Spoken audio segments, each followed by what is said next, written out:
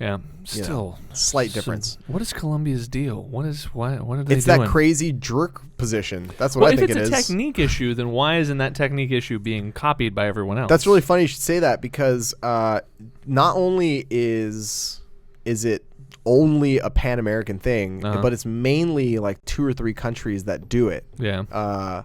That specific jerk technique. Yeah, where they move their hands way out to the outside of the bar. It looks super fucking cool. It's really difficult to do because it requires a tremendous amount of upper back flexibility to be able to like balance the bar across your shoulders and your clavicles as you sort of like let go and move your hands out real wide. But in my opinion, it puts the bar in a much better position. Yeah. Well, I mean, if they're having that level of success, are we seeing people in other countries or people in the United States attempt to emulate that technique? I don't think that. I don't think it's like it's not like old school kung fu movies where there's a secret technique that everyone like. But everyone's apparently trying to it chase. is, because you're telling me that. But not really. It's only like that here. Yeah. Right. If you go to like people talk about the Russian method of training or the Chinese method of training or the Bulgarian method of training, and I would say many of those schools of thought have more similarities than they do differences. It's just it's like they all have different approaches to solving the same problems, because at the end of the day it's all the same problem. The problem is this: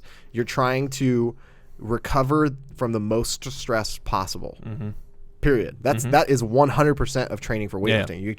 You're trying to apply the most stress you can recover from in order to lift more weights. Yeah. And so each one of those schools of thought have different ways of approaching that and building past those like breaking points. But like technique wise, I honestly don't think that there's any real fundamental differences between what a Russian lifter does versus what a Chinese lifter does versus what a Colombian lifter does. And while there are some little issues there, maybe a slight angle change on the shin or a slight angle change on the back, I think the bar moves the way it does because of physics, not because of any sort of national flavor that we might add to the technique. And there's those little differences because people's body shapes are different. And so the Chinese methodology may be mostly designed around Chinese weightlifters, people who have that type of frame, that type of ratio of limb length to to body segments, and like all those things come into play. So when you talk about like the Russian method of lifting or the Chinese method of lifting, there isn't necessarily one that's like better because all of it has been successful. I mean, for fuck's sake, the U.S. was like the dominant weightlifting power in the 50s, right? So it's like everybody has had their day. Which, by the way, have you been seeing the promos that like it looks like Rogue is doing some video content around old school weightlifters and stuff, which is really fun to look at, like the Olympics from the 19 I don't know whatevers, but it's like these just guys with just nothing that would even resemble technique, just grabbing weights from the outside and like just heaving them up and then just like pressing them out overhead. The rules were also different then, because the clean had to be clean. You couldn't touch your body with the bar at any point. That's why it's called the clean. Oh, okay. So it couldn't rest on your chest. It couldn't. The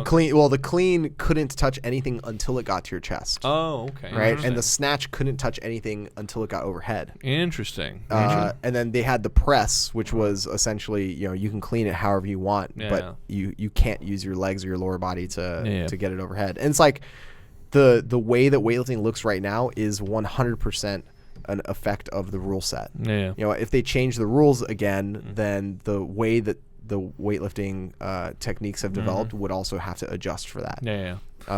Plus, it looks cooler. Yeah, it looks, and these are the rules that allow the most amount of weight lifted. I mean, there may be some adjustments you can make that allow more weight to be lifted, maybe with like a press out change or I guess maybe a continental, but like really the continental clean wouldn't add a ton, I think. What is a continental clean? That's where usually you see people with like axle bars, like strongmen do it. They like almost like switch grip, deadlift it, and then put it onto like their belly or their belt. Yeah. You've seen Eddie Hall. Well, I know, I've seen that. I've seen what that is. But you think, okay, you're talking about like a weird world in which it would be like almost like a 3-step process to getting it overhead. You could potentially clean more weight that way, but I don't know. I really actually don't know if that's necessary. I think the thing that allowed weightlifters to start cleaning and snatching more weight was the fact that splits in the clean and the snatch went out of style, right? People actually became better at catching it at the bottom of a clean of a squat. Yeah, the squat. So sense.